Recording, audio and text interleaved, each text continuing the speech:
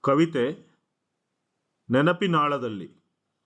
ಕವಯತ್ರಿ ಶ್ರೀಮತಿ ಹೇಮಲತಾ ಪೂರ್ಣಪ್ರಕಾಶ್, ಮಡಿಕೇರಿ. ನೆನಪಿನಾಳದಲ್ಲಿ.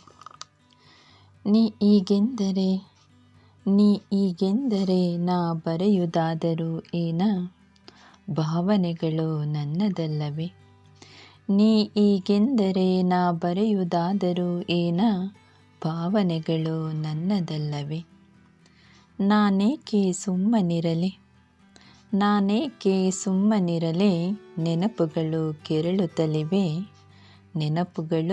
ಕೆರಳುತ್ತಲಿವೆ, ಭಾವನೆಗಳಿಗೆ ಹೃದಯ ರೋಧಿಸುತ್ತಿದೆ.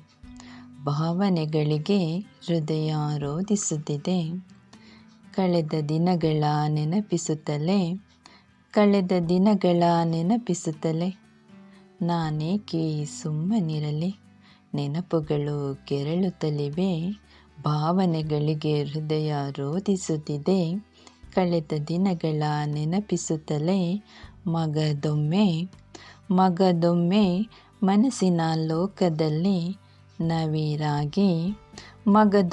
ಮನಸ್ಸಿನ ಲೋಕದಲ್ಲಿ ನವಿರಾಗಿ, ನನ್ನೆದೆಯ ಗೂಡಲ್ಲಿ.